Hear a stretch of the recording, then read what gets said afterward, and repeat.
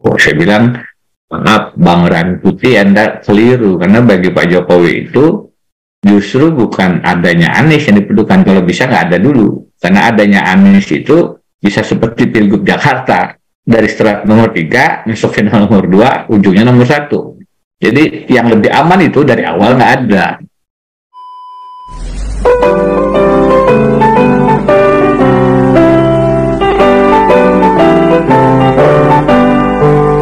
Pemilihan umum telah memanggil kita, seluruh rakyat menyambut gembira.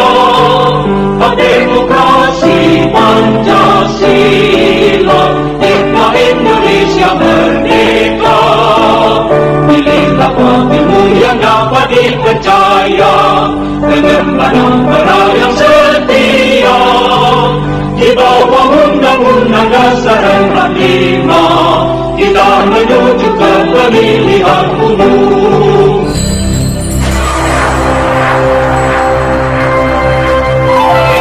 Kelihatannya ini kan sudah menjadi makin ini ya, makin bahasa bahwa jangan cawe-cawe, netral dan segala macamnya sudah mulai muncul dan mulai banyak disuarakan. Mudah-mudahan mempengaruhi lah. Itu kan bahasa yang saya coba untuk lakukan secara lebih populer karena agak sulit menulis bahasa hukum ini. Nah, yang hari ini agak teknisnya karena bicara etika politik dan etika berpolitiknya seorang presiden. Jadi lebih berat nih tulisannya dibandingkan yang kemarin. Tolong dibantu sebarluaskan saja. Karena ini kalau udah siap izin sebar Prof, kalau udah muncul oke saya siap sebar. Ya, tolong dibantu aja karena untuk memberikan penekanan bahwa ya bagaimanapun presiden itu punya etika untuk berpolitik, nggak bisa juga main partisan dan ini kan sudah sudah kelihatan arahnya kemana, dan itu membuat ruang pertandingan, ruang kompetisi menjadi tidak fair bagi calon-calon presiden.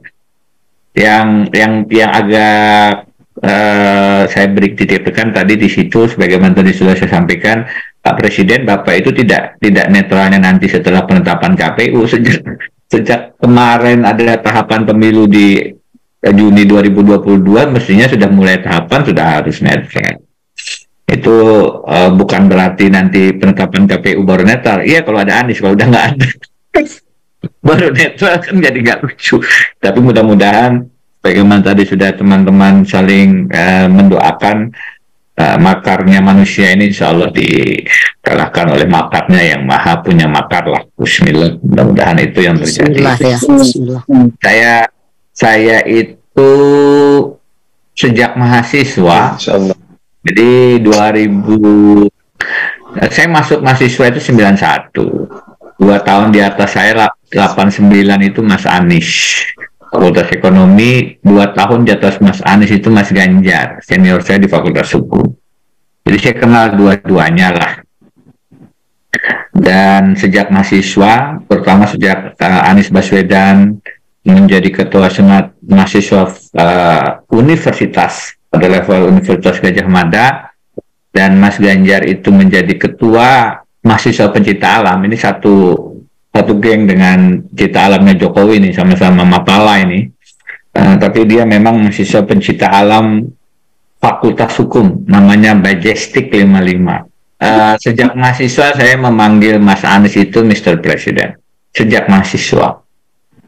Jadi dia ketua senat mahasiswa UGM, saya manggilnya Presiden. Saya bilang, Mas Anies, saya izin memanggil presiden karena dalam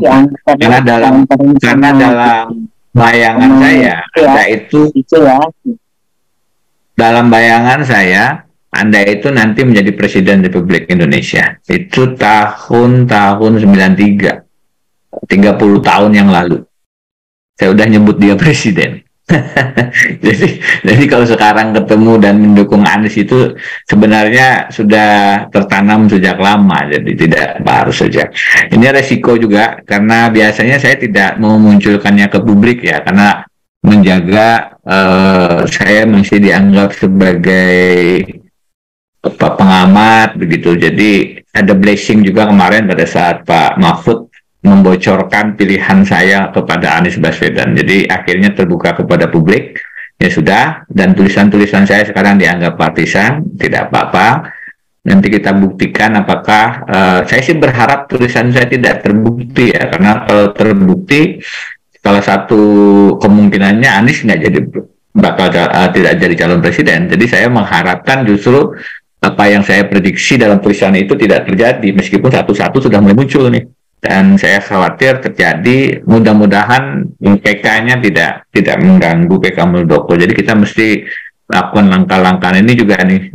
Nanti harus ada diskusi yang relatif lebih intens. Sebentar lagi ada teman dari Indonesia akan berkomunikasi dengan saya terkait beberapa informasi yang lebih setengah kamar begitu. Jadi saya di sini itu menjadi bagian-bagian informasi dari beberapa teman di Indonesia, dan mereka minta kalau bisa saya suarakan ke publik karena saya kebetulan di sini gitu.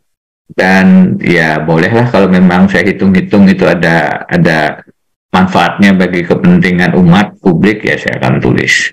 Jadi ini sekarang mulai banyak sumber-sumber yang ngeri-ngeri sedap itu mulai muncul ke saya, dan saya harus milah-milah mana yang harus saya sampaikan ke publik, mana yang tidak, karena khawatirnya beberapa informasi juga perlu validasi dan verifikasi sebelum bisa dijadikan bagian dari mozaik fakta yang mesti disampaikan ke khalayak, karena mengganggu free and fair Pilpres 2024.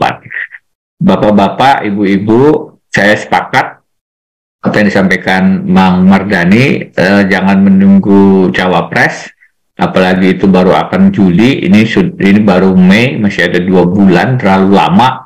Waktu kita untuk kampanye itu cuma sekian bulan, tidak sebagaimana 2019, ini akan sangat singkat. Kalau memang sekarang posisi survei Mas Anies masih nomor 3, kita harus bekerja ekstra dan mengulang berangkat nomor 3, maju final di nomor 2, dan finish di nomor 1 sebagaimana Pilgub Jakarta, dan itu bukan hal yang tidak mungkin. Kenapa Presiden Jokowi sedemikian khawatir? Di data terakhir yang beliau sampaikan untuk meyakinkan Bu Mega memilih Ganjar, beliau membawa survei tidak menyebut nama Ganjar. Tapi beliau mengatakan, Ibu, ini Mbak Puan surveinya tidak cukup untuk berkompetisi, dan yang kedua yang disebut bukan Ganjar, tapi suara Anies Baswedan ini terus naik. Jadi data dari Pak Jokowi itu justru mengatakan ini kalau tidak salah memilih calon presiden, memilih Puan gitu maksudnya, maka yang akan menang adalah Anies Baswedan. Dan data inilah yang menyebabkan mereka berpikir. Maka ada diskusi saya dengan salah satu pengamat ya, termasuk Ray Rangkuti. Dia mengatakan justru Pak Jokowi ingin ada Anies supaya yang jadi bukan tetap Ganjar, bukan Prabowo. Kalau nggak ada Anies nanti yang jadi Prabowo. Saya bilang, maaf Bang Rangkuti, Anda keliru, karena bagi Pak Jokowi itu justru bukan adanya Anies yang diperlukan, kalau bisa nggak ada dulu. Karena adanya Anies itu bisa seperti Pilgub Jakarta, dari start nomor 3, masuk final nomor 2, ujungnya nomor 1. Jadi yang lebih aman itu dari awal nggak ada. Itu kalau nanti yang menang, ternyata kalau berdua yang menang itu Prabowo pun bagi Pak Jokowi fine-fine saja. Jadi either memang mungkin lebih nyaman Ganjar, tapi kalau Prabowo yang menang nggak ada Anies ya lebih baik begitu daripada ada kemungkinan Anies dan tetap ada kemungkinan menang gitu, tidak bisa dipastikan akan kalah juga. Nah ini yang begini-begini saya sudah masuk ke wilayah analisis politik sebenarnya, jadi juga saya harus merem-rem diri karena background yang saya pahami sebenarnya tata negara, meskipun tata negara itu irisan dengan politiknya juga tidak sedikit. Bapak Ibu-Ibu, saya sepakat kita segera melakukan model-model kampanye yang cerdas begitu untuk memberikan dukungan dari luar kepada Mas Anies.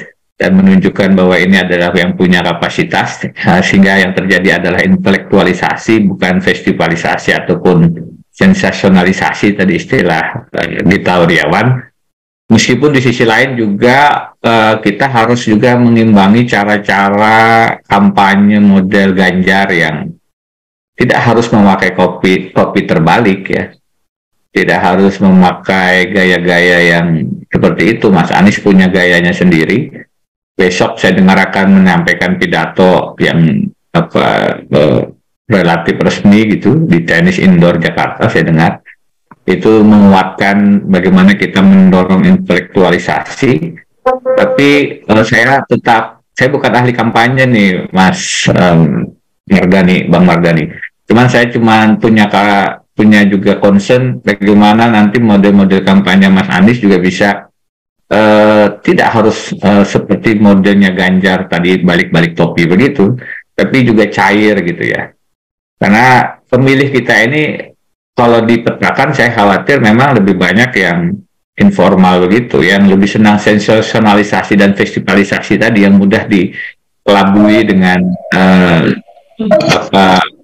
jalannya di jalan-jalan rusak di Lampung, habis itu sudah dianggap sebagai pemimpin yang merecet dan lain-lain. Jadi itu hanya festivalisasi dan sensasionalisasi tadi. Nah, Mas Anies lagi sebagian